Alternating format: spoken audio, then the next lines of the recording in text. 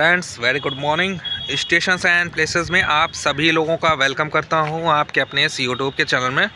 आज के इस वीडियो में हम आप लोगों के लिए लखीमपुर रेलवे स्टेशन से अमृत भारत योजना के अंतर्गत जो विकास कार्य किए जा रहे हैं उनका एक छोटा सा अपडेट लेकर आए हैं।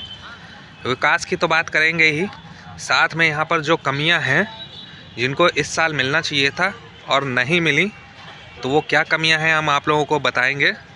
फ़िलहाल देख सकते हैं लखीमपुर रेलवे स्टेशन का प्लेटफॉर्म नंबर 1, 2 और 3 एसी कोच का रेक पार्क किया गया है यहाँ पर, और मेरे ख्याल से ये कई ट्रेनों के एसी कोचेज़ हैं जो यहीं पर खड़े कर दिए गए हैं।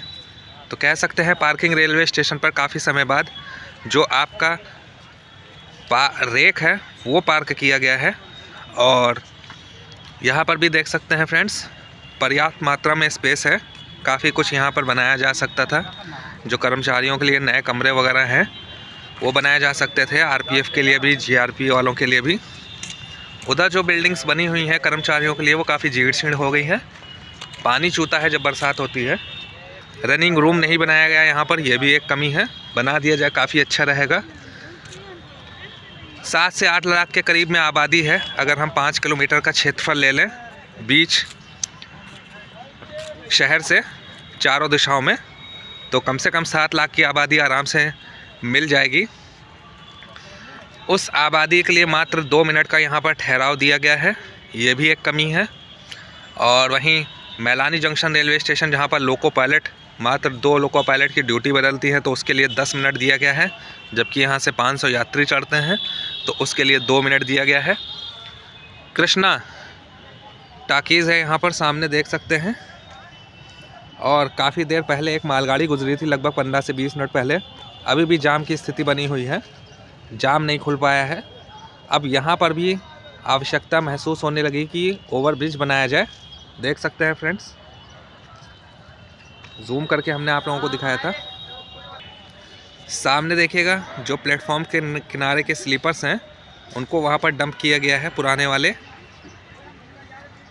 कोच इंडिकेटर डिस्प्ले जो अब तक की जल जाने चाहिए थे वो नहीं जले, लगा तो दिए गए हैं। ये जो किनारे के स्लीपर्स हैं इनको बदले गए हैं।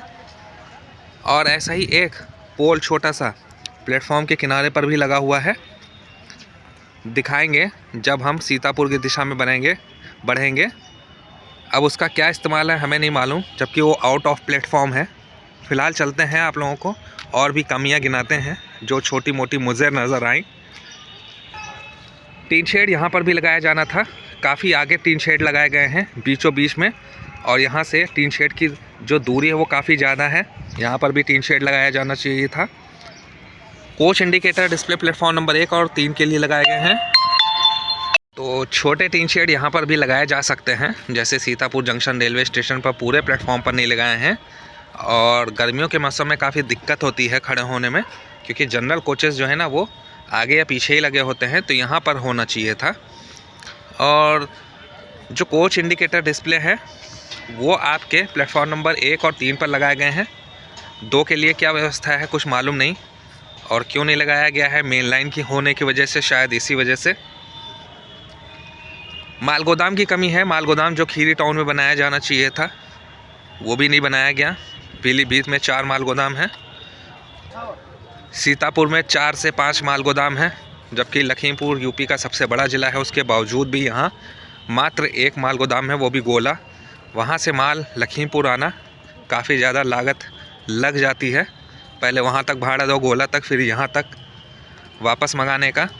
तो इस तरह से 1 माल गोदाम खीरी में भी बनाया जाना चाहिए, जिससे कि जो आपकी ट्रेनें हैं वो भी क्रॉस हो जाए और माल आसानी से खीरी से लखीमपुर तक आ जा सके।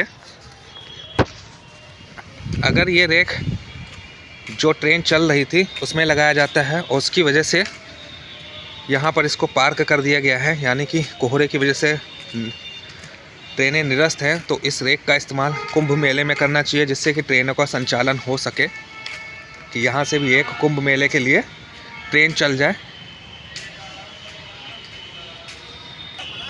यहाँ से खूबसूरत नज़ारा देखिएगा,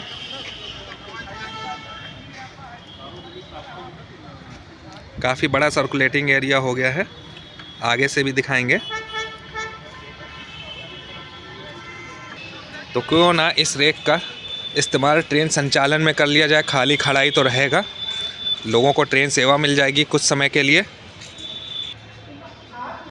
फिलहाल लखनऊ मैलानी रूट पर चलने वाली ट्रेनों के समय में कोई परिवर्तन नहीं हुआ। लखीमपुर से चलने वाली ट्रेनों की समय सारणी यथावत ही है। तो ढेर सारे चार्जिंग पॉइंट बनाए गए हैं यहाँ पर, देख सकते हैं। ये काफ़ी अच्छी चीज़ है, दोनों ही दिशाओं में है।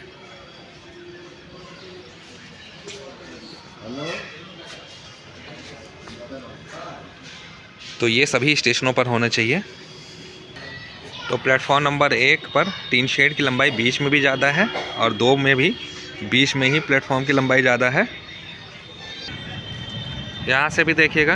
बाकी इसका डिटेल से अपडेट हमने आप लोगों को तो दिया ही था, पार्किंग का भी, और ये जो लोगों के बैठने के लिए पार्क वाली जगह है उसका भी। तो जगमगा रहा है लाइट से रेलवे स्टेशन का जो सर्कुलेटिंग एरिया है वो। तो ये जो टीन शेड है, कम से कम ये जो डाक कार्यालय बना हुआ है स्टेशन पर, यहाँ तक कवर होना चाहिए था। यहाँ की स्थिति देखिएगा, काफ़ी समय से ऐसे ही है, जीर्ण शीर्ण, सुधारा जाएगा। यहाँ से एक 12 मीटर चौड़ा फुट ओवर ब्रिज गुजारा जाएगा, तब कुछ स्थिति में सुधार हो गया। लखीमपुर से दिल्ली के लिए ट्रेन नहीं मिली, ये भी एक कमी है। लखीमपुर से मुंबई के लिए ट्रेन नहीं मिली, ये भी एक कमी है। हावड़ा के लिए चलाई गई थी, वो बंद हो गई क्योंकि हमेशा लेट भी चलती थी, इसलिए उस ट्रेन से कोई फ़ायदा नहीं था। गोरखपुर काठगोदाम एक्सप्रेस जो सुनने में आ रही थी, उसका भी कोई अता पता नहीं। शायद जो समर स्पेशल ट्रेन थी हावड़ा वाली, उसी की जगह पर चलाई गई थी। इसके अलावा जो आपकी चेन्नई वाली ट्रेन का विस्तार होना था, उसका भी कुछ अता पता नहीं। सामने देखिए, ये देखिए, तो जो किनारे के स्लीपर्स हैं वो बदले जा रहे हैं।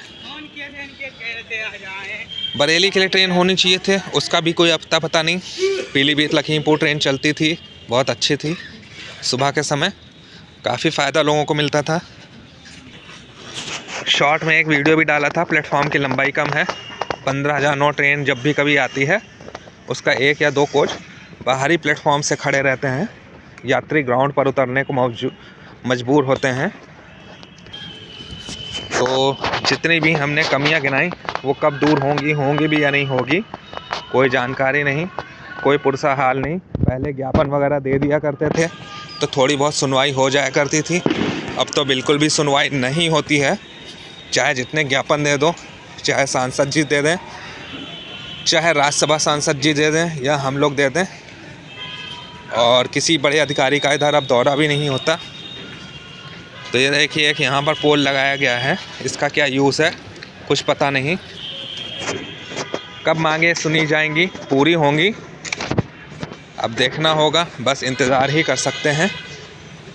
और हमारी तरफ से आप सभी लोगों को नए साल की बहुत बहुत मुबारकबाद। आप सभी लोग, जो लोग हमारा वीडियो देख रहे हैं, जहाँ कहीं भी रहें, खुश रहें, आबाद रहें। कोई गलती हो गई हो हमसे भी हमारे वीडियो में, तो उसके लिए माफ़ी चाहते हैं। हमारे लिए दुआओं में या दुआएं कीजिएगा, हम भी आप लोगों के लिए दुआएं करेंगे कि आप लोग भी खुश रहें, आबाद रहें। फ़िलहाल आज की वीडियो में इतना ही। वीडियो को लाइक कीजिएगा, शेयर कीजिएगा, चैनल को जो सब्सक्राइब कीजिएगा ज़्यादा से ज़्यादा। अगले वीडियो में मिलेंगे एक नई अपडेट, एक नई जानकारी के साथ। जय हिंद, जय भारत।